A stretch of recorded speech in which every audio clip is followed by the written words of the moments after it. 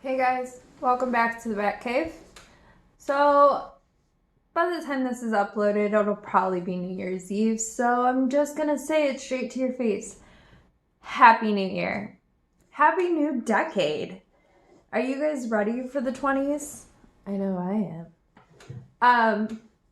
But the reason that I'm posting this today on the 30th and not the 31st is because tomorrow I will be at my mom and stepdad's wedding.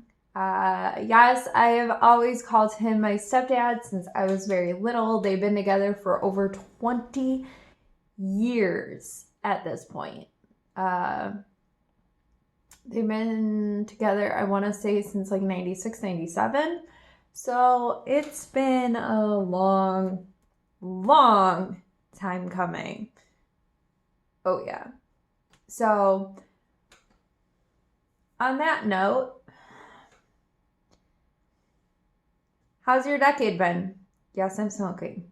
Yes, I'm a horrible person. No, I don't plan on quitting for the new year. Illinois is getting pot.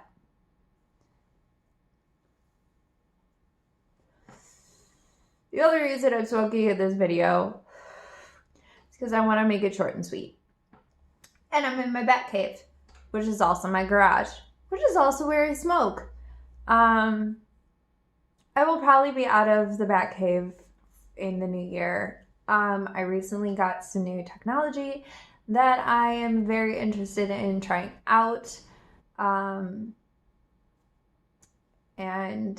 so that's going to be freaking awesome. But I kind of want to recap this decade a little bit, and possibly this year. This past decade has given me the best and worst points in my life ever. I started this decade out at 18 years old on January 1st, 2010. I later turned 19. But for me, 2010 is when all of my medical issues just popped up. One, mostly because of what I got in 2010. So 2010, when I was 19 years old, is when I learned that I had hypothyroidism. Now, the hypothyroidism caused other issues that trickled in effect over the decade. So in 2015, I had my gallbladder taken out because since my thyroid didn't work, I developed gallstones. Because I got gallstones, I had to get my gallbladder taken out. Most of my psychiatric issues have been diagnosed in the past decade. Diagnosed doesn't mean I already didn't have them.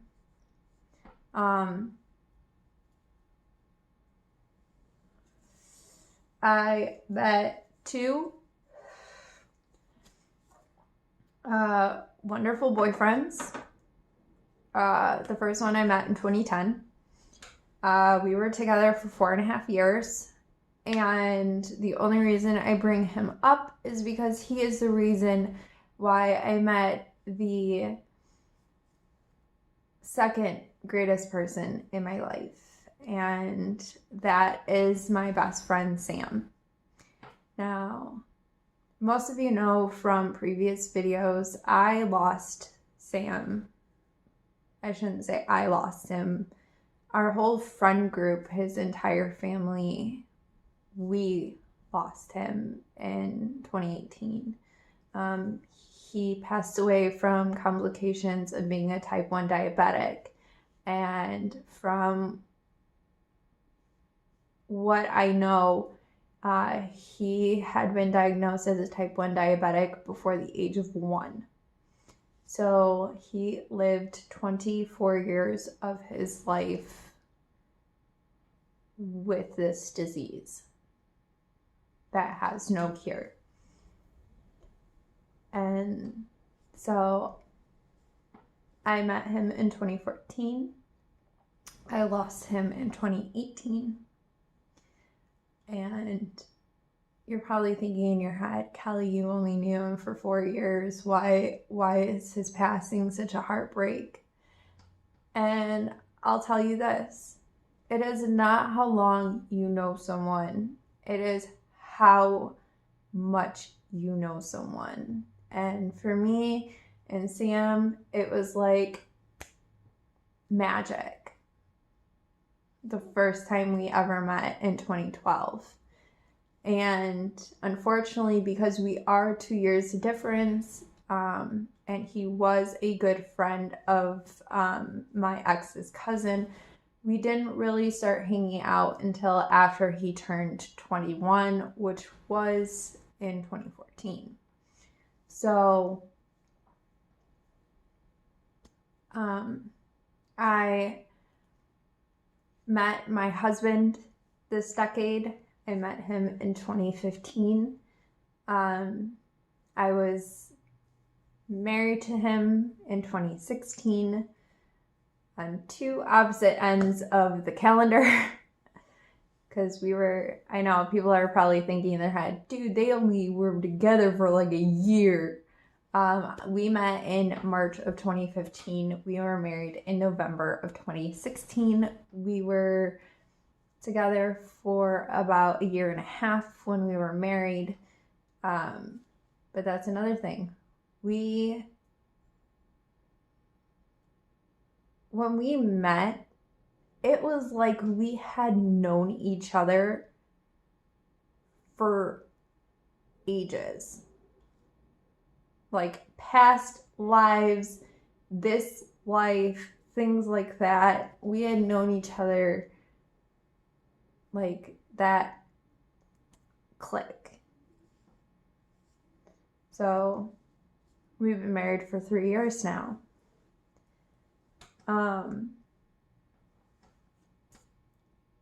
I have started working and stopped working, and at one place I worked at Lone Star Steakhouse, which no longer exists. I started there at the end of 2010, and I left there in 2014. And then I started my current job right after, and I've been there ever since. I just celebrated 5 years at my current job, which is awesome. And I love the people that I work with. So that's always a fun experience. It's one of the reasons why I've stayed at the location that I'm at and not moved anywhere closer. So, but yeah, this decade has really been crazy. In this decade, two people in my life that had suffered from addiction have celebrated many years of sobriety. So, I know personally my dad, who would tell you he was an alcoholic. He was that way from the time that I remember until 3 years ago. He will be celebrating 3 years of sobriety on January 8th, and I am very, very proud of him. But yeah, it's great, and I love him for it. But yeah, and then I'm capping off this decade with like I said, a wedding that I've been waiting for 20 years, and I'm so excited to take part and help out in any way that I possibly can, because I'm just so happy for them for finally signing the damn paper. Most of you know Illinois does not have common law marriage, so them being together for 20 years, if something were to ever happen to them, like God willing, there would be no, it's more for like the legality reasons. There's nothing like tying them together. So yeah, but I don't know. I'm gonna make this short and sweet, right? What has been the best part of this decade for you? And what has been the worst part of this decade for you? And I'm not going to ask you about resolutions because I don't believe in resolutions. Because I will admit this right now. I've been going to the gym a lot more recently. More so because my health has been I've been able to go to the gym more. Except for this past weekend when I went to a trampoline park and I twisted my ankle, and that was great. Today I walked around work in a boot, pretty much.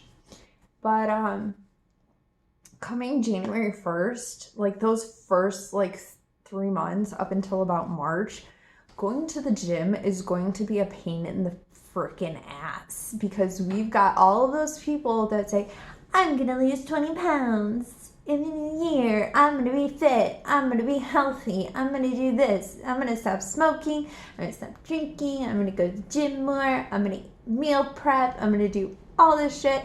And then by the end of the month or maybe into March, they're gonna do it. And they're gonna mess with my routine. And but by March, they're probably going to be stopping, except for those people that kind of stopped at the end of January, and then they're like, it's March and it's getting warm in Chicago, and they're like, oh my God, I got to get my beach body ready. I'm like, go to hell, you evil succubus. I want my treadmill. Go the fuck away. That's how I feel.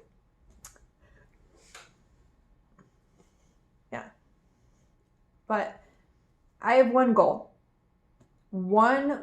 for this year, and I already know that I'm going to do it, and I know when I'm going to do it by. My only hiccup is I need some beautiful and creative artistic people to help me out in putting my plan in motion, because my plan is by the end of April, I will be getting a new tattoo. And the reason by the end of April is because that was my friend Sam's birthday, and the piece is going to be a memorial piece for him. So I wanted to make sure that I had it done before his would have been 27th birthday. So, but yeah. My thing for you, because I found these really interesting, and I figured that my video would be like an hour long if I actually talked about all this stuff. Look at the technology, just the technology of this decade. I did a little research, mostly for cell phones and things like that, because cell phones really intrigue me. I love the fact that they're coming out with the Motorola Razr again, because this will be the second installment of it. So I had the original Motorola flip phone in 2007, the pink or the gray or the red or the whatever, and it flipped open and it had AIM on it. Oh my God, all these people are probably thinking, what the fuck is AIM? AIM stands for AOL Instant Messenger. It was the thing that we did when our parents told us to get off the computer because they needed to use the phone. But I was looking it up, and one of the things that was craziest to me was the iPhone that was released in 2010 was the iPhone 4, which didn't even have Siri. Yeah. Siri didn't come about until the iPhone 4S. which is the first Apple iPhone that I had. I went from Android to iPhone, and then I had the iPhone 4S and the 5C, and then I said, the hell with Apple, I want my Android back. And I switched over to Samsung. Yeah. And I'm still on an Android right now.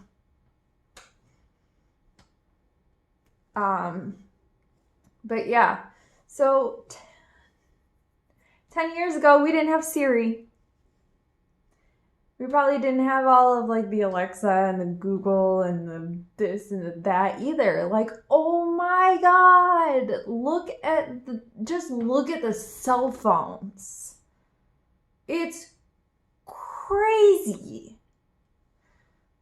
Like all the stuff that you can do with your phone right now. Like right now I can turn on and turn off lights with my Google Home, and I can change the temperature in my house on my Google Nest, and all of this kind of things that I couldn't do 10 years ago. Yeah. Technology is crazy.